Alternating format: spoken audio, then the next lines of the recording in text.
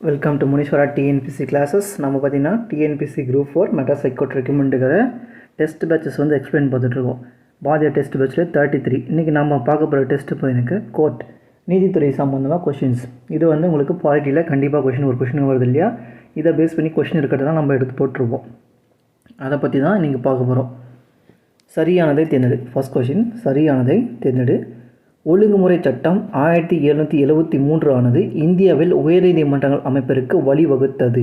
ஒழுங்குமுறை சட்டம் 1773 ஆனது இந்தியாவில் உச்ச நீதிமன்றம் சுப்ரீம் கோர்ட் உருவாக்கத்துக்கு பின்னங்க முயற்சி எடுத்திருப்பாங்க. ரெண்டாவது ஆப்ஷன், உயர்நீதிமன்றம் முதல் முதலாக கல்கத்தாவில் உள்ள வில்லியம் கோட்டையில் நிறுவப்பட்டது. உயர்நீதிமன்றம் கிடையாது, உச்ச நீதிமன்றம். இந்தியாவில் ஃபஸ்ட்டு உச்ச நீதிமன்றம் தான் கிரியேட் பண்ணுறாங்க. அதில் கல்கத்தாவில் வில்லியம் கோட்டையில் வந்து உருவாக்குறாங்க. சர் எலிஜா ஹெம்பே கல்கத்தா நீதிமன்றத்தின் தலைமை நீதிபதியாக நியமிக்கப்பட்டார். கல்கத்தா உச்ச நீதிமன்ற தலைமை நீதிபதியாக பார்த்தீங்கன்னாக்கா இவங்க தான் ஃபஸ்ட்டு நியமிச்சிருப்பாங்க, sir Elijah Impey. Third option மட்டும் சரி. வாக்கியம் 1, பம்பாய் மாகாணத்தில் உச்ச நீதிமன்றம் உருவாக்கப்பட்ட ஆண்டு 1801. பம்பாய் மாகாணத்தில் உச்ச நீதிமன்றம் உருவாக்கப்பட்ட ஆண்டு 1824. மதராஸ் மாகாணத்தில் உச்ச நீதிமன்றம் ஃபஸ்ட்டெல்லாம் பார்த்தீங்கன்னா சுப்ரீம் கோர்ட் தான் ஸ்டார்ட் பண்ணுறாங்க. 1801 வந்து ஸ்டார்ட் பண்ணுறாங்க. மதராஸ் மாகாணம் உருவான ஆண்டும் எப்போன்னு கேட்டிங்கனாக்கா 1801 தான். மதராஸ் மாகாணம் உருவாக்கப்பட்ட ஆண்டும் 1801 தான். அப்போ தான் பார்த்தீங்கன்னாக்கா உச்ச நீதிமன்றமும் கிரியேட் பண்ணுறாங்க. ரெண்டுமே வந்து ஆப்போசிட்டில் இருக்குது, ரெண்டுமே வந்து தவறு. வாக்கியம் 1, 26/6/1862 விக்டோரியா மகாராணி உயர்நீதிமன்றம் அமைக்க உரிமை வழங்கினார். எப்போன்னு கேட்டிங்கனாக்கா 26/6/1862 என்பது சரி. வாக்கியம் 2, அதன்படி 1863 கல்கத்தா, பம்பாய் மற்றும் சென்னையில் உயர்நீதிமன்றங்கள் ஹைகோர்ட்ஸ் வந்து கிரியேட் பண்ணுறாங்க. 1862 கிரியேட் பண்ணுறாங்க. 1862 வந்து கிரியேட் பண்ணுறாங்க. 1862 விக்டோரியா மகாராணி வந்து பர்மிஷன் கொடுக்குறாங்க. 62 வந்து கிரியேட் பண்ணுறாங்க. 63 கிடையாது. வாக்கியம் 1 சரி. வாக்கியம் 1, காரன்வாலிஸ் பிரபு உரிமையியல் மற்றும் குற்றவியல் நீதிமுறைகளை மறுசீரமைத்தார். காரன்வாலிஸ் பிரபு உரிமையியல் மற்றும் குற்றவியல் நீதிமுறைகளை மறுசீரமைத்தார். காரன்வாலிஸ் பிரபு தான் உரிமையியல் மற்றும் குற்றவியல் நீதிமுறைகளை வந்து மறுசீரமைக்கிறார். சரிதான். அலகாபாத் உயர் நீதிமன்றம் நாட்டின் மிகப்பெரிய நீதிமன்றமாகும். ஒரு இம்பார்ட்டன்ட் கொஷின். அலகாபாத் எதுன்னு கேட்டாக்க அலகாபாத் உயர் நீதிமன்றம் நாட்டின் மிகப்பெரிய நீதிமன்றமாகும். ரெண்டுமே வந்து சரி. வாக்கியம் 1, வில்லியம் பெண்டிங் பிரபு ஆட்சியில் மாவட்ட குற்றவியல் நீதிமன்றங்கள் நீக்கப்பட்டு கல்கத்தா, டாக்கா, முஷிராபாத் மற்றும் பாட்னா ஆகிய இடங்களில் மாகாண மேல்முறையீட்டு நீதிமன்றங்கள் அமைக்கப்பட்டன. மாகாண மேல்முறையீட்டு நீதிமன்றங்கள் வந்து அமைக்கப்பட்டன என்பது சரிதான். ஆனால் வில்லியம் பெண்டிங் பிரபு ஆட்சியில் இல்லை. யார் ஆட்சின்னு கேட்டாக்க காரன்வாலிஸ் பிரபு ஆட்சி காலத்தில் தான் வந்து பார்த்தீங்கன்னா இந்த மாவட்ட குற்றவியல் நீதிமன்றங்கள் நீக்கப்பட்டு கல்கத்தா, டாக்கா, முஷிராபாத் மற்றும் பாட்னாவில் வந்து கிரியேட் பண்ணியிருப்பாங்க. அது வந்து தப்பு. அப்போ ஃபஸ்ட்டு வந்து தப்பு. மாகாண மேல்முறையீட்டு வந்து காரன்வாலிஸ் பிரபு வந்திருக்கும். இந்த 4 மாகாண மேல்முறையீட்டு நீதிமன்றங்களும் வில்லியம் பெண்டிங் பிரபு காலத்தில் வந்து நீக்கியிருப்பாங்க. காரன்வாலிஸ் பிரபு பார்த்தீங்கன்னாக்கா ஸ்டார்ட் பண்ணியிருப்பார். வில்லியம் பெண்டிங் பிரபு பார்த்தீங்கன்னாக்கா அதை வந்து நீக்கியிருப்பார். ரெண்டுமே வந்து தவறு, ஆப்போசிட்டில் இருக்குது. மெக்கலே ஆணையத்தின் அடிப்படையில் உருவாக்கப்பட்ட சட்டங்களில் தவறானது. இது மெக்கலே தான் வந்து கிரியேட் பண்ணுறாரு. 1859 பார்த்தீங்கன்னா உரிமையியல் நடைமுறை சட்டத்தை வந்து கிரியேட் பண்ணுறாரு. 1860 இந்திய தண்டனை சட்டம் எப்போன்னு கேட்பாங்க. 1860. 1861 ஆண்டு குற்றவியல் நடைமுறை சட்டம் வந்து கிரியேட் பண்ணுறாரு. இதுவும் வந்து சரிதான். உயர் நீதிமன்றங்கள் அமைக்கும் திட்டம் 1861 வந்து நடந்திருக்கும். பம்பாய், கல்கத்தா, சென்னையில் வந்து நடந்திருக்கும் இல்லையா. அப்போது 4th வந்து தப்பு, மற்ற 3மே வந்து சரிதான். வாக்கியம் 1, விடுதலைக்கு பின் இந்திய உச்ச நீதிமன்றம் 24/1/1950 தொடங்கப்பட்டது. 28 28ஆம் தேதி வந்து கிரியேட் பண்ணுவாங்க. 26ஆம் தேதி குடியரசு தின விழா இல்லையா, குடியரசு தின விழாலேருந்து 2ஆம் நாள் கழித்து 28ஆம் தேதி தான் வந்து இந்திய உச்சநீதிமன்றம் வந்து ஸ்டார்ட் ஆகும். ஃபஸ்ட்டு வந்து தப்பு. வாக்கியம் 2, அரசமைப்பு சட்டப்பிரிவு 145 படி 1966ஆம் ஆண்டு உச்ச நீதிமன்ற விதிகளை ஒழுங்குபடுத்த நடைமுறை மற்றும் வழிமுறைகள் ஏற்படுத்தப்பட்டன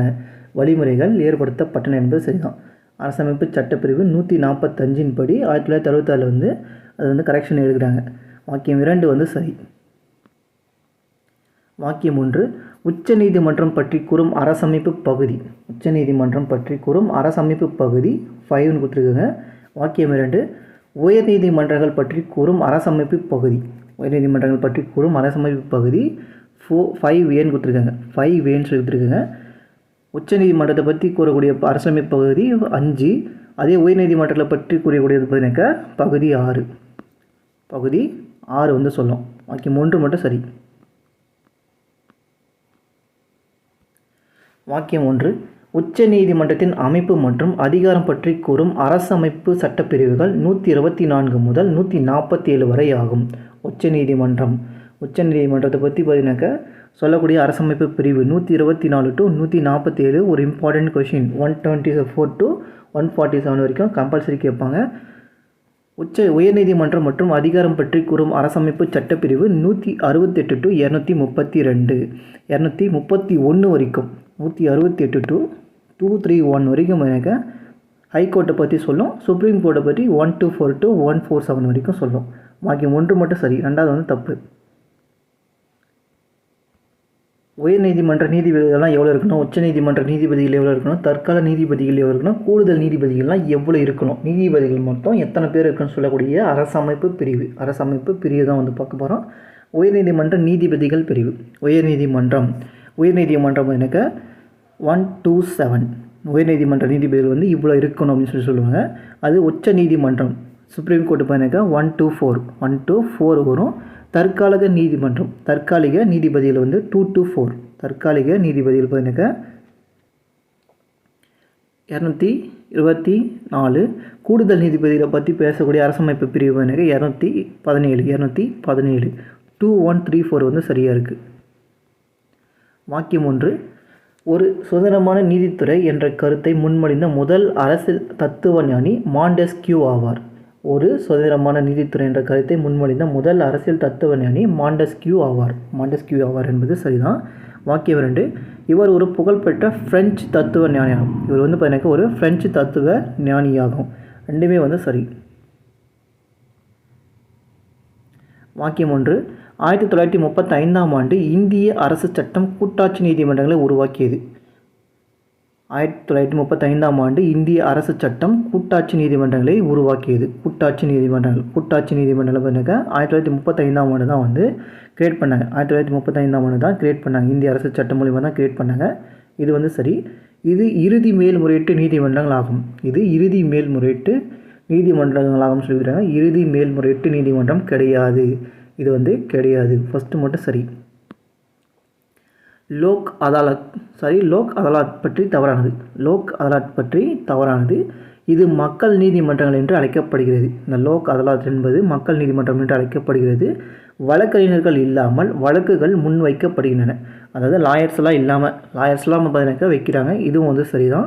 முதல் லோக் அதாலத் 1982ஆம் ஆண்டு பஞ்சாப் மாநிலத்தில் உள்ள ஜீனாகத்தில் நடைபெற்றது. குஜராத் மாநிலத்தில் உள்ள ஜீனாகத்தில் நடைபெற்றது. ஃபஸ்ட்டு லோக் அதாலத் வந்து எங்கே நடத்துகிறாங்கன்னு கேட்டாங்க, குஜராத்தில் தான் நடக்குது. 1982ஆம் ஆண்டு. சி ஆப்ஷன் வந்து தப்பு. லோக் அதாலத்தில் இருப்பவர்கள் பற்றி தவறானது. மாவட்ட துணை நீதிபதிலாம் கிடையாது. ஓய்வு பெற்ற நீதிபதி இருப்பார். ஒரு சமூக பணியாளர் இருப்பார். ஒரு வழக்கறிஞர் வந்து இந்த லோக் அதாலத் வந்து இருப்பாங்க. வாக்கியம் 1, நீண்ட காலமாக நிலுவையில் உள்ள வழக்குகளை முடித்து வைப்பதற்காக அமர்வு நீதிமன்றங்கள் தோற்றுவிக்கப்பட்ட ஆண்டு 2000. அமர்வு நீதிமன்றங்கள் தோற்றுவிக்கப்பட்ட ஆண்டு பார்த்தீங்கன்னாக்கா 2000ஆம் ஆண்டு வந்து கிரியேட் பண்ணியிருப்பாங்க. இது வந்து சரிதான். வாக்கியம் 2, நீதிமன்றங்கள் தொடங்கப்பட்ட ஆண்டு, அதாவது எலக்ட்ரானிக் இந்த நீதிமன்றங்கள் வந்து கோர்ட் வந்து தொடங்கப்பட்ட ஆண்டு 2005. ரெண்டுமே வந்து சரி. ரெண்டுமே வந்து சரி. பொறுத்துக்க உச்ச நீதிமன்றத்தின் பேராணைகள் ஒரு இம்பார்ட்டன்ட் கொஷின். உச்ச நீதிமன்றத்தின் பேராணை அதிகாரம். உச்ச நீதிமன்றத்தின் பேராணை அதிகாரம் எனக்கு பிரிவு 226. உச்ச நீதிமன்றம் பேராணையில் 226 பிரிவு 32 உச்ச நீதிமன்றத்தின் பேராணைகள் பிரிவு 32 சொல்லி வரும். 32ன்னு சொல்லி வரும். அரசாங்கத்திற்கு எதிரான வழக்குகள் பண்ணிக்க பிரிவு 300ன்னு வரும். உயர் நீதிமன்றத்தின் பேராணை அதிகாரம் 226. உயர் நீதிமன்றத்தின் பேராணைகள் அதிகாரம் பிரிவு 226. நீதி புலனாய்வு அதிகார ஆதாரம் பண்ணிக்க பிரிவு 13 என்பது சரி. இது எல்லாமே பண்ணிக்க 4321 ரிவர்ஸில் வந்துருக்கு. ஒரு இம்பார்ட்டன்ட் கொஷின். வாக்கியம் 1. ஒரு தலைமை நீதிபதி 8 நீதிபதிகள் என 1950ஆம் ஆண்டு உச்ச நீதிமன்ற நீதிபதியின் எண்ணிக்கை இருந்தது. அதாவது 1950 ஃபஸ்ட்டு கிரியேட் பண்ணுறாங்க இல்லையா, 28ஆம் தேதி கிரியேட் பண்ணுறாங்க இல்லையா, அப்போ வந்து 8 நீதிபதிகளும் ஒரு தலைமை நீதிபதி மொத்தம் வந்து 9 பேர் இருந்தாங்க சொல்கிறாங்க. சரிதான். உச்ச நீதிமன்ற தலைமை நீதிபதி மற்றும் பிற நீதிபதிகளை நியமிப்பவர் குடியரசுத் தலைவர் தான் வந்து நியமிக்கிறார். ரெண்டுமே வந்து சரி. உச்ச நீதிமன்ற நீதிபதி அவருக்கு தகுதிகளில் தவறானது. உச்ச நீதிமன்ற நீதிபதி அவருக்கான தகுதிகளில் தவறானது எது? 10 ஆண்டுகள் உயர் நீதிமன்றத்தில் நீதிபதியாக இருக்க வேண்டும். 10 ஆண்டுலாம் தேவையில்லை, 5 ஆண்டு போதும். 5 ஆண்டில் பண்ணிக்க அவர் வந்து உயர் நீதிமன்ற நீதிபதியாக இருக்கணும். சுப்ரீம் கோர்ட் ஹைகோர்ட் ஜட்ஜாக வந்து இருக்கணும். இருந்திருக்கணும். 10 ஆண்டுகள் உயர்நீதிமன்றத்தில் வழக்கறிஞராக இருத்தல் வேண்டும். 10 ஆண்டுகள் பண்ணிக்க உயர்நீதிமன்றத்தில் லாயர்ஸாக வந்து ஒர்க் பண்ணியிருக்கணும். குடியரசுத் தலைவரின் பார்வையில் சிறப்புமிக்க சட்ட வல்லுநராக வந்து இருக்க வேண்டும். குடியரசுத் தலைவர் பார்வையில் பண்ணிக்க சிறப்புமிக்க சட்ட வல்லுநராக வந்து இருக்கணும். அப்போ மட்டும்தான் தப்பு. 5 ஆண்டு இருந்தால் போதுமானது. உயர்நீதிமன்ற நீதிபதி அவருக்கான தகுதிகளில் தவறானது. உயர்நீதிமன்றம் சுப்ரீம் கோர்ட் ஹைகோர்ட் ஜட்ஜ் இந்திய குடிமகனாக இருக்க வேண்டும். 5 ஆண்டுகள் நீதித்துறையில் பணிபுரிந்திருக்க வேண்டும். 5 ஆண்டுகளில் 10 இயர்ஸ் வந்து ஒர்க் பண்ணியிருக்கணும். 10 ஆண்டுகள் உயர்நீதிமன்ற வழக்கறிஞராக பணியாற்றிருக்க வேண்டும் என்பதும் சரிதான். பி வந்து தப்பாக இருக்குது. வாக்கியம் 1. உச்ச நீதிமன்ற தலைமை நீதிபதி மற்றும் பிற நீதிபதிகளின் பதவிக்காலம் 5 ஆண்டுகள் அல்லது அவர்களின் 65 வயது வரைக்கும். அவனுடைய 65 வயது வரைக்கும் இருக்கலாம். உச்ச நீதிமன்ற நீதிபதி தலைமை நீதிபதி மற்றும் பிற நீதிபதியின் பதவிக்காலம் 5 இயர்ஸ் இல்லைனாக்கா அவங்களுடைய 65 ஏஜ் வரைக்கும் இருக்கலாம் என்பது சரிதான். உயர்நீதிமன்ற நீதிபதிகளுடைய பதவிக்காலம் 5 ஆண்டுகள் அல்லது 62 வயது வரைக்கும். அதுவும் 5 ஆண்டுகள் தான், இல்லைனாக்கா 62 வயசு. சுப்ரீம் கோர்ட்னாக்க 65, ஹைகோர்ட்னாக்க 62 ஒரு இம்பார்ட்டன்ட் கொஸ்டின். இதுதான் சும்மா பேசிக்காக கேட்பாங்க. பேசிக்லி நம்ம ஆஃப் ஆகிடும் இல்லையா, பேசிக் கொஸ்டின் கூட கேட்பாங்க. டிஎன்பிசியை பொறுத்த வரைக்கும் உங்களுக்கு எல்லாமே பேசிக் தான். எல்லா கவர்மெண்ட் எக்ஸாம் வந்து டிஎன்பிசி நடக்கக்கூடிய எல்லா கொஸ்டின் பேப்பர் எடுத்து பார்த்தீங்கன்னாக்கா ஒரே மாதிரி மாடல் தான் இருக்கும். பாலிட்டியாக இருக்கட்டும், எக்கனாமியாக இருக்கட்டும், தமிழாக இருக்கட்டும். தமிழ் வந்து விட்டுருங்க, இப்போ தான் தமிழ் தகுதி தெரிஞ்சுருக்கேன். ஆனால் அதுக்கு முன்னாடி இருந்த தமிழ்லாம் எடுத்து பார்த்தீங்கன்னா ஒரே மாதிரி தான் வந்து இருக்கும். நம்ம கண்டிப்பாக மார்ச் 24 வந்து ஃபுல் டெஸ்ட் கண்டிப்பாக ஸ்டார்ட் பண்ண போகிறோம். சரிங்களா? கொஸ்டின் பேப்பர் ரெடி பண்ணிட்டு தான் இருக்கேன். இதுக்கப்புறம் தான் கொஞ்சம் இம்பார்ட்டன்ட் டாப்பிக்லாம் வரப்போகுது.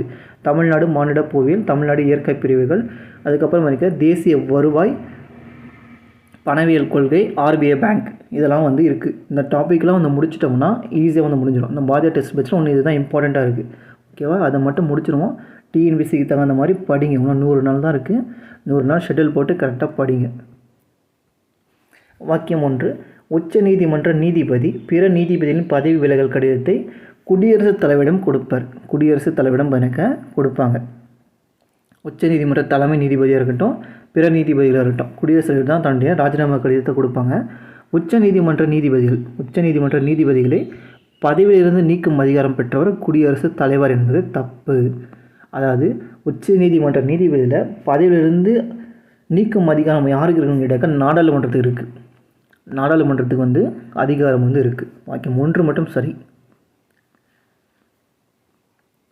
வாக்கியம் 1. நாட்டின் இறுதி மேல்முறையீட்டு நீதிமன்றம் உயர்நீதிமன்றம் ஆகும். நாட்டின் இறுதி மேல்முறையீட்டு பண்ணாக்க நம்ம சுப்ரீம் கோர்ட் தான். அப்போது சுப்ரீம் கோர்ட் இங்கே வந்து ஹைகோர்ட் கொடுத்துருக்குங்க. வாக்கியம் 2. ஒரு சட்டத்தினை அரசமைப்பு சட்டத்திற்கு முரணானது என அறிவிக்கும் அதிகாரம் பெற்றது உச்சநீதிமன்றம். ஒரு சட்டத்தை வந்து பார்த்தீங்கன்னாக்கா இது வந்து சட்டத்திற்கு எதிரானது, இதுக்கு வந்து சட்டத்திற்கு வந்து எதிரானன்னு சொல்லக்கூடிய அறிவிப்பு கொடுக்க வேண்டியது பார்த்தீங்கன்னா உச்சநீதிமன்றத்துக்கு வந்து இருக்குது. வாக்கியம் 2 வந்து சரி. வாக்கியம் 1, நாட்டின் உயர்ந்த சட்ட அதிகாரி அட்வொகேட் ஜெனரல் ஆவார். நாட்டின் உயர்ந்த சட்ட அதிகாரி பார்த்தீங்கன்னாக்கா ஏஜி கிடையாது. ஏஜி வந்து பார்த்தீங்கன்னாக்கா அதான் ஏஜினாக்கா அட்வொகேட் ஜெனரல் இல்லையா, அதுதான் வந்து ஏஜின்னு சொல்கிறேன். ஏஜினாக்கா அவர் வந்து மாநிலத்துக்கு தான் இருப்பார். மாநிலத்துக்கு தான் வந்து ஏஜி இருப்பார். நாட்டுடைய உயர்ந்த சட்ட அதிகாரி கேட்டாக்க இந்திய அரசின் தலைமை வழக்கறிஞர் தான் இருப்பார். இந்திய அரசின் தலைமை வழக்கறிஞர் தான் வந்து இருப்பார். இந்திய அரசின் தலைமை வழக்கறிஞரை பற்றி கூறும் அரசமைப்பு பிரிவு 76 பிரிவு 76 வந்து சொல்லும். ஃபஸ்ட்டு வந்து தப்பு, ரெண்டாவது வந்து சரி. வாக்கியம் 1, மாநில அரசின் சட்ட அதிகாரி அட்வொகேட் ஜெனரல் ஆவார். இவர் தான் வந்து பார்த்தீங்கன்னாக்கா சரியான ஆள். மாநிலத்துக்கு பார்த்தீங்கன்னாக்கா ஏஜி இருப்பார். இவர் தான் இருப்பார். வாக்கியம் 2, அரசமைப்பு சட்டப்பிரிவு 165 படி ஒவ்வொரு மாநிலத்திற்கும் மாநில தலைமை வழக்கறிஞரை நியமிக்க வேண்டும். பிரிவு 165 படி பார்த்தீங்கன்னாக்கா ஒவ்வொரு மாநிலத்துக்கும் மாநில தலைமை வழக்கறிஞரை வந்து நியமிக்க வேண்டும் என்பதும் சரிதான். பிரிவு 2மே வந்து சரியாக இருக்குது. இந்திய அரசின் தலைமை வழக்கறிஞர் அவருக்கான தகுதிகளில் தவறானது என்ன? உச்ச நீதிமன்ற நீதிபதி அவருக்கான தகுதிகளை பெற்றிருக்க வேண்டும். அதாவது இந்திய தலைமை வழக்கறிஞர் பண்ணாக்க உச்ச நீதிமன்ற நீதிபதி அவருக்கான தகுதிகளை வந்து பெற்றிருக்க வேண்டும். சார் இங்கே வந்து வார்டு மிஸ் ஆகிட்டுருக்கு. இந்திய குடிமகனாக இருக்க வேண்டும். இருத்தல் வேண்டும் சொல்லி வரும். சாரி, இங்கே வந்து மிஸ் ஆகிருக்கு. இந்திய குடிமகனாக இருத்தல் வேண்டும். உயர்நீதிமன்றத்தில் 3 ஆண்டுகள் பணியாற்றி இருக்க வேண்டும். உயர்நீதிமன்றத்தில் பார்த்தீங்கன்னாக்கா 5 ஆண்டுகள் வந்து பணியாற்றி இருக்கணும். எங்கன்னு கேட்டாக்கா ஹைகோர்ட்டில் வந்து 5 years வந்து ஒர்க் பண்ணியிருக்கணும். அப்போ இதுதான் சி தான் வந்து தப்பாக இருக்குது.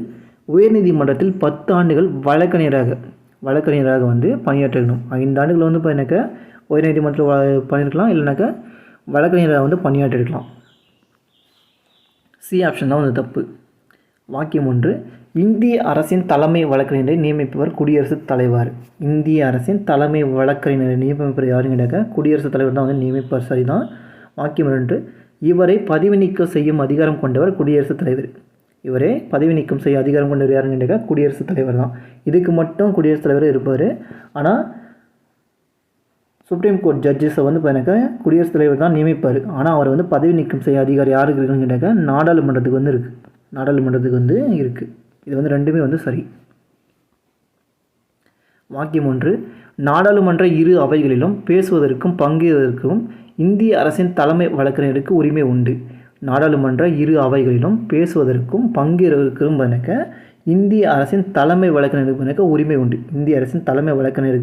உரிமை வந்து இருக்குது. இது வந்து சரி. அதாவது லோக்சபா ராஜ்யசபா 2த்துலேயும் பார்த்தீங்கன்னா இவர் வந்து பங்கேற்றுக்கலாம். இவருக்கு நாடாளுமன்ற இரு அவைகளும் வாக்களிக்கும் உரிமை உண்டு. அவர் வந்து பேசுவதற்கும் பங்கேற்பதற்கும் மட்டும்தான் உரிமை இருக்க தவிர ஓட் போடுறது வந்து இல்லை. வாக்களிக்கும் உரிமை வந்து கிடையாது. வாக்கியம் 1 மட்டும் வந்து சரி. வாக்கியம் 1, இந்திய உச்ச நீதிமன்றத்தின் தற்போதைய தலைமை நீதிபதி மாண்புமிகு நீதியரசர் திரு சரத் அரவிந்த் போப்டே. இப்போ இருக்கிற யாருன்னு கேட்டிங்கன்னாக்கா மாண்புமிகு நீதியரசர் சரத் அரவிந்த் போப்டே தான் வந்து இப்போ இருக்கார். நாட்டின் நீதிமன்றமான இந்திய உச்ச நீதிமன்றத்தில் 36 நீதிபதிகள் இந்தியாவின் தலைமை நீதிபதி உட்பட தற்போதுள்ளனர். இப்போ இருக்கிறது கரண்ட் அஃபேராக ஒன்று கேட்டிருப்பேன் நான். இப்போ இருக்கிறது யாருன்னு கேட்டாக்கா சரத் அரவிந்த் போப்டே தான் இருக்கார். 36 நீதிபதிகள், அதாவது உச்ச நீதிமன்ற தலைமை நீதிபதியோடு சேர்த்து இருக்கக்கூடிய நீதிபதிகள் எண்ணிக்கை எத்தனை பேர்னா 36 பேர் வந்திருக்காங்க. 36 பேர் வந்து இருக்காங்க. 2மே வந்து சரி. வாக்கியம் 1, உலகிலேயே பெரிய நீதித்துறை வளாகம் கொண்ட நீதிமன்றம் லண்டனில் உள்ளது. எங்கே இருக்குன்னு கேட்டாக்கா லண்டனில் வந்து இருக்குது. உலகிலேயே பெரிய நீதித்துறை வளாகம், 2வது பெரிய நீதித்துறை வளாகம் கொண்ட நீதிமன்றம் சென்னை. ஒரு இம்பார்ட்டன்ட் கொஷின், நம்ம தமிழ்நாடு பற்றி இருக்கு இல்லையா, சென்னை. நீதித்துறை வளாகம் வேறு, பெரிய நீதிமன்றம் வந்து வேறு. அலகாபாத் வந்து பெருசாக இருக்கும். இங்கே இருக்கக்கூடிய நீதித்துறை வளாகம் வந்து பெருசாக இருக்கும். ஓகேவா, 2மே வந்து சரிதான். 2 அல்லது 2ற்கு மேற்பட்ட மாநிலங்களுக்கு ஒரு பொதுவான நீதிமன்றத்தை நிறுவ நாடாளுமன்றத்திற்கு அதிகாரம் வழங்கிய சட்ட திருத்தம். யாருக்குனாக்கா நாடாளுமன்றத்துக்கு அதிகாரம் வழங்கிய சட்ட திருத்தம் 6வது சட்ட திருத்தம் என்பது தவறு. 7வது சட்ட திருத்தம் மூலிமா கொடுத்துருப்பாங்க. 7வது சட்ட திருத்தம் மூலிமா கொடுத்துருப்பாங்க. இந்த 7வது சட்ட திருத்தம் நிறைவேற்றப்பட்ட ஆண்டு 1956. மொழி வாரியமாக மாநிலம் பிரிச்சிருப்பாங்க. அப்போ தான் இந்த ஒவ்வொரு கோர்ட்டுக்கு 2 ஸ்டேட்டுக்கு வந்து இருக்கட்டும், ஒரே மாதிரி கோர்ட்டு வந்து இருக்கட்டும்னு சொல்லி கொடுத்துருப்பாங்க. இப்போது ஃபஸ்ட்டு மட்டும்தான் வந்து தப்பாக இருக்குது, தவறானது ஃபஸ்ட்டு மட்டும்தான் தப்பாக இருக்குது. பஞ்சாப், ஹரியானா, சண்டிகர் மாநிலங்களுக்கு பொதுவான உயர்நீதிமன்றம் அமைந்துள்ள இடம் சண்டிகர். பஞ்சாப், ஹரியானா, சண்டிகர் மாநிலங்களுக்கு பொதுவாக ஒரு உயர்நீதிமன்றம் இருக்குது. எங்கன்னு கேட்டால் சண்டிகரில் வந்து இருக்குது. மகாராஷ்டிரா மற்றும் கோவாருக்கு பொதுவான நீதிமன்றம் மும்பை உயர்நீதிமன்றம் ஆகும். மகாராஷ்டிரா மற்றும் கோவாருக்கு பொதுவான நீதிமன்றம் கேட்டால் மும்பை நீதிமன்றமாகும் என்பதும் சரிதான். அப்போது ஏ மட்டும் தப்பு. 7வது சட்ட திருத்தம். 31வது கொஷின். வாக்கியம் 1. தற்போது இந்தியாவில் உள்ள உயர்நீதிமன்றங்களின் எண்ணிக்கை. தற்போது பார்த்தீங்கன்னா இந்தியாவில் உள்ள உயர்நீதிமன்றங்களின் எண்ணிக்கை 25. ஸ்டேட்டு பார்த்தீங்கன்னா 25 இருக்குது. ஆனால் 25 ஹைகோர்ட்ஸ் தான் வந்து இருக்குது. மாநிலமாக இல்லாத போதும் தனக்கென்று ஒரு சொந்தமான உயர்நீதிமன்றத்தை கொண்டுள்ள யூனியன் பிரதேசம் எதுன்னு கேட்டாங்க டெல்லி. டெல்லி தான். ஹைகோர்ட்டும் அங்கே தான் இருக்குது, சுப்ரீம் கோர்ட்டும் இருக்குது. சுப்ரீம் கோர்ட் வந்து பார்த்தீங்கன்னா அது நாட்டுடைய உயர்ந்தது வந்து டெல்லியில் இருக்குது, ஓகே. ஆனால் ஹைகோர்ட்டும் வந்து அங்கே இருக்குது. ஹைகோர்ட்டும் பார்த்தீங்கன்னா அங்கே வந்து இருக்குது. ரெண்டுமே வந்து சரி. வாக்கியம் 1.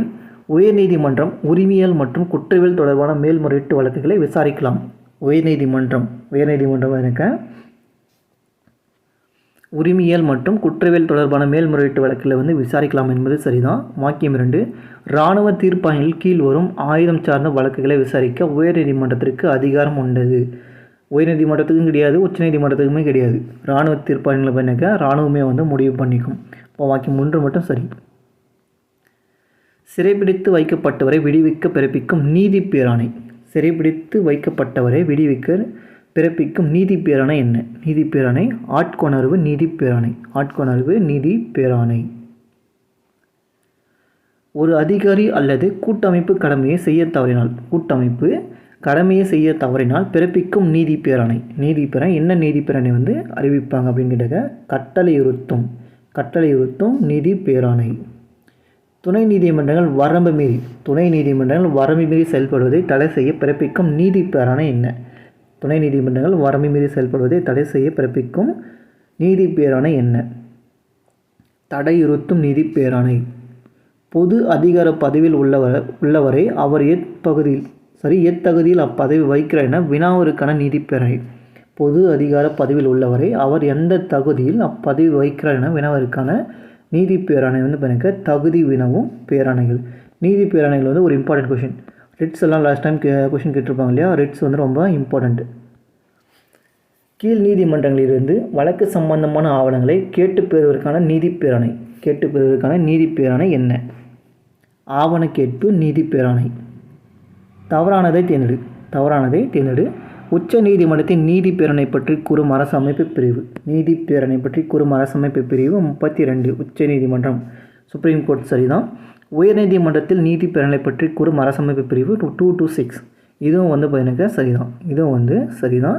உச்ச நீதிமன்றம் மற்றும் உயர்நீதிமன்றங்கள் பிறப்பிக்கும் நீதி பேராணைகளின் எண்ணிக்கை 6. இதுதான் லாஸ்ட் டைம் கேட்டிருப்பாங்க. 2022 டிஎன்பிசி குரூப் 4 வந்து இந்த கொஷின் வந்து கேட்டிருப்பாங்க. 5. உச்ச நீதிமன்றம் உயர்நீதிமன்றங்கள் ரெண்டுமே பிறப்பிக்கும் நீதி பேராணை எத்தனைன்னு கேட்டாக்க 5 வந்து இருக்குது. அந்த 5 தான் மேலே நம்ம இது வரைக்கும் பார்த்தது. அதிகார பிரிவு, தடையுறுத்தும் நீதி பேராணை, கட்டளையுறுத்தும் நீதி பேராணை, தகுதி உணவும் பேராணை, ஆட்கொணர்வு நீதி பேராணை, அதுக்கப்புறம் பார்த்தீங்கன்னா ஆவண கேட்பு நீதி பேராணை. இது 5மே வந்து பார்த்தீங்கன்னாக்கா நீதி பேராணைகள். இந்த 5 தான் பார்த்தீங்கன்னாக்கா சுப்ரீம் கோர்ட் ஹைகோர்ட்டுக்கு வந்து இருக்கக்கூடிய பேராணைகள். வாக்கியம் 1. 42வது சட்ட திருத்தம் இயற்றப்பட்ட ஆண்டு 1976ஆம் ஆண்டு. 42வது சட்ட திருத்தம் 1976 நல்லாவே தெரியும். இந்த சட்ட திருத்தம் உயர்நீதிமன்றத்தின் நீதி புலனாய்வு அதிகாரத்தை குறைத்தது. இந்த சட்ட திருத்தம் வந்து நீதி புலனாய்வு அதிகாரத்தை வந்து குறைத்தது என்பதும் சரிதான். ரெண்டுமே வந்து சரி. வாக்கியம் 1. 43வது சட்ட திருத்தம் இயற்றப்பட்ட ஆண்டு 1977ஆம் ஆண்டு. 43வது சட்ட திருத்தம் எனக்கு அடுத்த வருஷமே நடந்திருக்கும். அதுவும் வந்து சரிதான். இந்த சட்ட திருத்தம் உயர் நீதிமன்றத்திற்கு நீதி புலனாய்வு அதிகாரத்தை மீண்டும் வழங்கியது. 42வது சட்ட திருத்தம் பார்த்தாக்கா நீக்கியிருப்பாங்க, 43 திருப்பி வந்து கொடுத்துருப்பாங்க. ரெண்டுமே வந்து சரி. வாக்கியம் 1. மத்திய மாநில அரசுகள் இயற்றும் சட்டங்கள் அரசமைப்புக்கு உட்பட்டதா என்பதை ஆராய அதிகாரம் உள்ளது. மத்திய மாநில அரசுகள் இயற்றும் சட்டங்கள் அரசமைப்புக்கு உட்பட்டதா என்பதை ஆராய நீதிமன்றத்திற்கு அதிகாரம் உள்ளது. நீதிமன்றத்திற்கு அதிகாரம் உள்ளது சரிதான். வாக்கியம் 2. பிரிவு 226, 27, 226 மற்றும் 27, 227 வரை உள்ள பிரிவுகள் உயர்நீதிமன்றத்தின் நீதி புலனாய்வு அதிகாரம் பற்றி கூறுகிறது. 226 முதல் 227 வரை உள்ள நீதி பிரிவுகள் பார்த்தீங்கன்னா உயர்நீதிமன்ற நீதி புலனாய்வு அதிகாரத்தை பற்றி கூறுகிறது. ரெண்டுமே வந்து சரி. 2 வரும், ரெண்டுமே வந்து சரி. வாக்கியம் 1. இந்திய அரசமைப்பின் பாதுகாவலனாக விளங்குவது உச்ச நீதிமன்றம். இந்திய அரசமைப்பின் பாதுகாவலனாக விளங்குவது வந்து பார்த்தீங்கன்னா உச்ச நீதிமன்றம், சுப்ரீம் கோர்ட் தான் வந்து பாதுகாவலனாக இருக்குது. வாக்கியம் 2. உச்ச நீதிமன்ற நீதிபதிகளை குடியரசுத் தலைவர் தலைமை நீதிபதிகள் தலைமையிலான நீதி குழுக்கள் மூலம் ஆலோசனை செய்து நியமிக்கிறார். உச்ச நீதிமன்ற நீதிபதிகளை குடியரசுத் தலைவர் பார்த்தீங்கன்னா தலைமை நீதிபதிகள் தலைமையிலான நீதி குழுக்கள், அவருடைய தலைமையில் இருக்கக்கூடிய நீதி குழுக்கள் மூலமா ஆலோசனை செய்து தான் வந்து அவர் வந்து நியமிக்கிறார். ரெண்டுமே வந்து சரி. வாக்கியம் 1. பட்டியல் இனத்தவர் சமுதாயத்திலிருந்து ஒருவரான கேஜி பாலகிருஷ்ணன் அவர்கள் 2000ஆம் ஆண்டு உச்ச நீதிமன்ற நீதிபதியாக நியமனம் செய்தார். உச்ச நீதிமன்ற நீதிபதியாக வந்து பார்த்தீங்கன்னா அவர் வந்து நியமனம் செஞ்சுருப்பாங்க. பட்டியல் இனத்தவர்னு பார்த்தீங்கன்னா இவர் வந்து நியமிச்சிருப்பாங்க. இது ஒரு இம்பார்ட்டன்ட் கொஷின். இது வந்து சரி. வாக்கியம் 2. 2007 பட்டியல் இனத்தவரை சார்ந்த முதல் தலைமை நீதிபதியாக இவர் தான் உயர்ந்தார். 2000 பார்த்தீங்கன்னா உச்ச நீதிமன்ற நீதிபதியாக சாதாரண நீதிபதியை வந்து கொடுக்குறாங்க. 2007 வருஷம் கழிச்சு பார்த்தீங்கன்னா அவர் வந்து தலைமை நீதிபதியை வந்து பதவி வகிக்கிறார். ரெண்டுமே வந்து சரி. வாக்கியம் 1. உச்ச நீதிமன்றம் ஜனவரி 28, 1950ஆம் ஆண்டு முதல் செயல்பட தொடங்கியது. ஜனவரி 28, 1950 முதல் செயல்பட தொடங்கியது என்பது சரிதான். வாக்கியம் 2. 1958ஆம் ஆண்டு முதல் தற்போது டெல்லியில் உள்ள வளாகத்திற்கு மாற்றப்பட்டது. 1958 தான் பண்ணாக்கா அதை வந்து மாற்றிருப்பாங்க. எங்கன்னு கேட்டாக்கா டெல்லிக்கு வந்து மாற்றிருப்பாங்க. இப்போ இருக்கக்கூடிய கோர்ட்டுக்கு வந்து மாற்றிருப்பாங்க. ரெண்டுமே வந்து சரி. இந்தியாவின் மிக உயர்ந்த மற்றும் இறுதியான நீதித்துறை உச்ச நீதிமன்றம். டேஷுக்கிடையே பிரச்சனைகளுக்கு தீர்வு காண்பதற்கான ஒரு செயல்முறை நீதிமன்ற அமைப்பு வழங்குகிறது. எதை வந்து வழங்குறதுன்னு கேட்டிங்கனாக்கா குடிமக்கள் மற்றும் அரசாங்கம், 2 மாநில அரசாங்கம், இது எல்லாமே பார்த்தீங்கன்னாக்கா சரி. கீழ்கண்ட எந்த அதிகார வரம்பின் மூலம் இரு மாநிலங்களிடையே பிரச்சனைகளை உச்ச நீதிமன்றம் தீர்க்க வழிவகை செய்தது? இது வந்து தீர்க்க வழிவகை செய்தது முதன்மை அதிகார வரம்பு மூலமாக. பின்வரும் எந்த மாநிலம் அல்லது யூனியன் பிரதேசம் ஒரு பொதுவான உயர்நீதிமன்றத்தை கொண்டுள்ளது? பஞ்சாப், ஹரியானா மற்றும் சண்டிகர். பொதுநல வழக்கு முறை இந்தியாவில் டேஷால் அறிமுகப்படுத்தப்பட்டது. பொதுநல வழக்கு முறை உச்ச நீதிமன்றத்தால் அறிமுகப்படுத்தப்பட்டது. இந்தியாவில் உச்சநிலையில் உள்ள நீதிமன்றம் எத்தனை? இந்தியாவில் உச்ச நிலையில் உள்ள நீதிமன்றம் ஒன்றே ஒன்று தான், டெல்லி இருக்கக்கூடிய சுப்ரீம் கோர்ட். உச்ச நீதிமன்றம் அமைந்துள்ள இடம். உச்ச நீதிமன்றம் புதுடெல்லியில் அமைந்திருக்கு. எஃப்ஐஆர் என்பது என்ன? முதல் தகவல் அறிக்கை. குற்றவியல் வழக்குகளை விசாரிக்கும் நீதிமன்றம் டேஷ் என அழைக்கப்படுகிறது. அமர்வு நீதிமன்றங்கள்.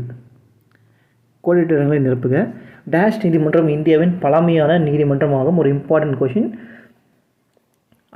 அலகாபாத் நீதிமன்றம் பார்த்தீங்கன்னா மிக பழமையான கல்கத்தா நீதிமன்றம். கல்கத்தா தான் பார்த்தீங்கன்னா பழமையான நீதிமன்றம் எதுன்னு கேட்டாக்கா கல்கத்தா நீதிமன்றம். ஃபஸ்ட்டு அதான் ஸ்டார்ட் பண்ணாங்க இல்லையா?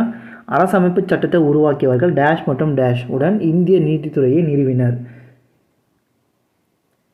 அரசமைப்பு சட்டத்தை உருவாக்கியவர்கள் சுதந்திரம் மற்றும் நடுநிலைத்தன்மை கொண்ட இந்திய நீதித்துறையை வந்து நிறுவினார்கள். புகழ்பெற்ற பிரெஞ்சு தத்துவ ஞானியான டேஷ் ஒரு சுதந்திரமான நீதித்துறை என்ற கருத்தை முன்மொழிந்தார். யாருன்னு கேட்டாங்க மாண்டெஸ்கு தான் வந்து கொடுத்துருப்பாரு.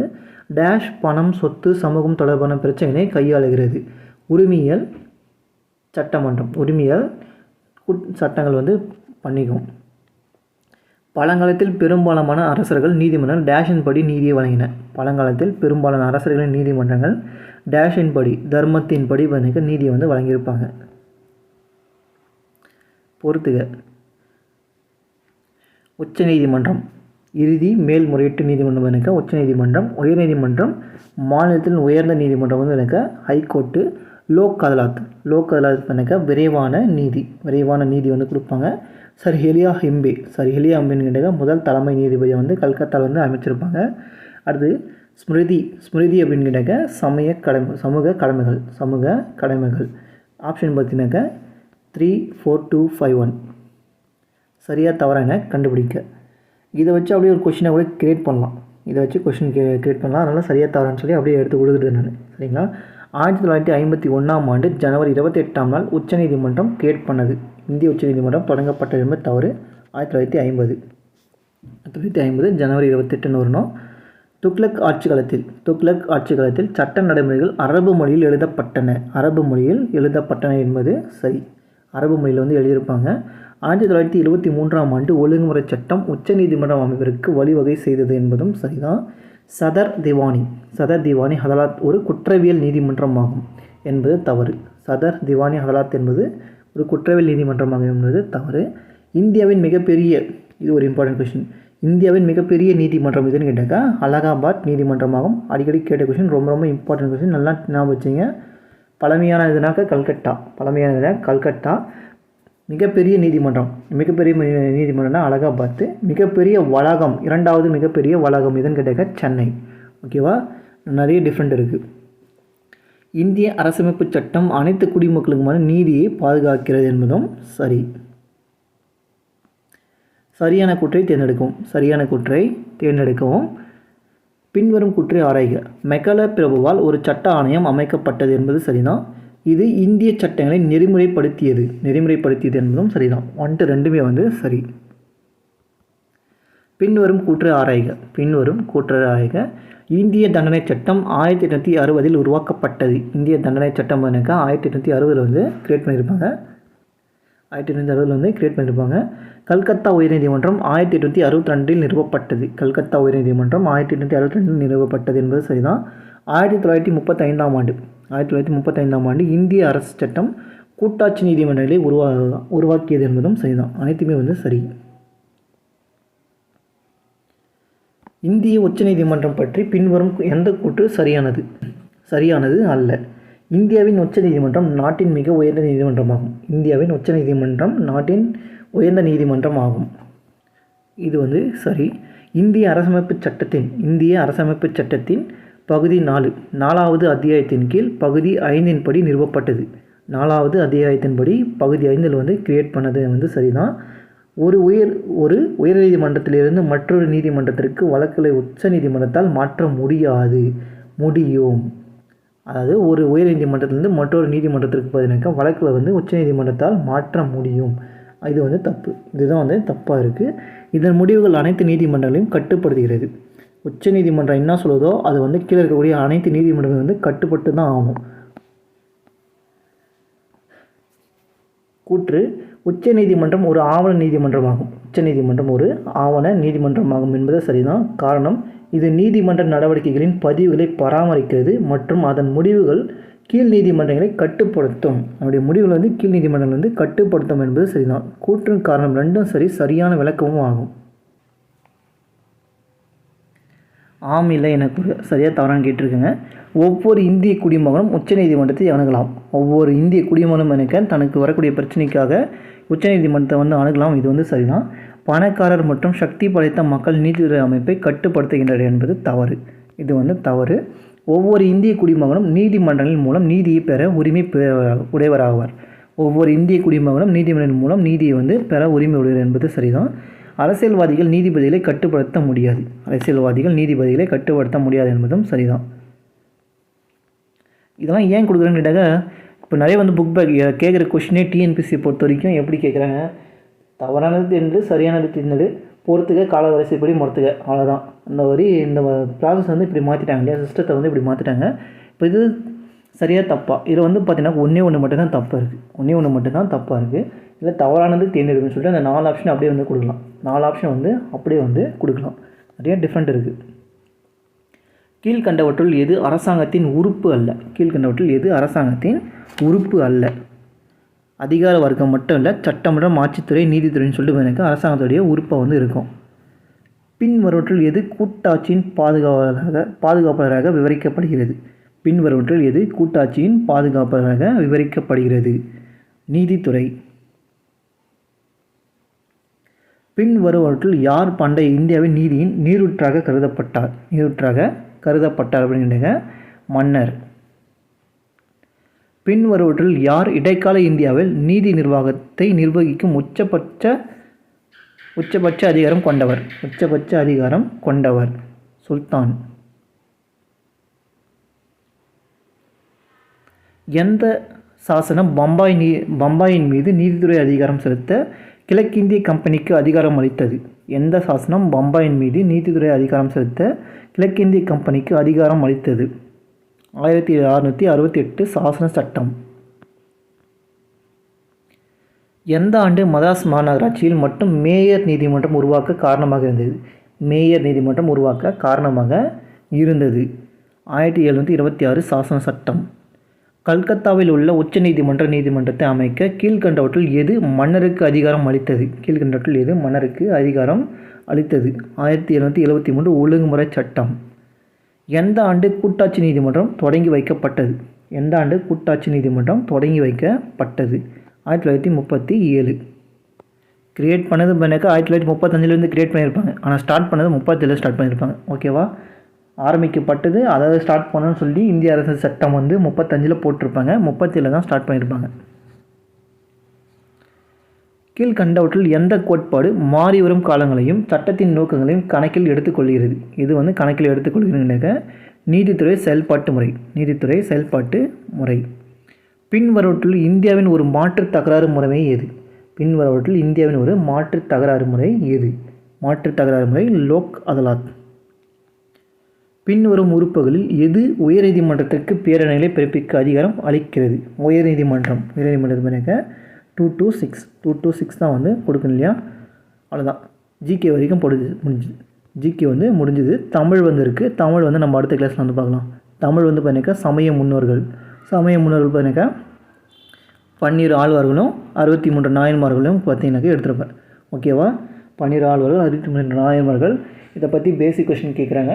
நமக்கு வந்து இந்த கொஷின் எங்கெல்லாம் இருக்குது, அது இவங்களை பற்றி எங்கெல்லாம் படிக்கணும்னு பார்த்தா தமிழில் வந்து தமிழ்லேயும் வந்து படிக்கிறோம். திருப்பி 7th எடுத்தால் சமய கருத்துக்கள் அப்படின்னு சொல்லிட்டு ஒரு டாபிக் வரும். சமய கருத்துக்கள்னு சொல்லி ஒரு டாபிக் வரும், அங்கே படிப்போம். திருப்பி பார்த்தீங்கன்னா 12th எத்திக்ஸில் பக்தி இயக்கம் சொல்லி ஒரு டாபிக் இருக்கும்.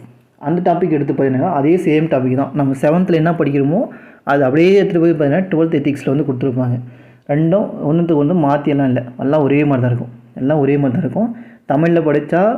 தமிழில் படித்து முடிச்சுட்டாக்கா அங்கே படிக்க வேண்டியதில்லை. ஓகேவா? ஸோ எல்லாமே ஒரே மாதிரி தான் இருக்கும். ஒரு 100 கொஷின் இருக்குது. தமிழ் வந்து ஒரு 100 கொஷின் இருக்குது. அது அப்புறம் பார்த்துக்கலாம். ஓகேவா? தேங்க்யூ.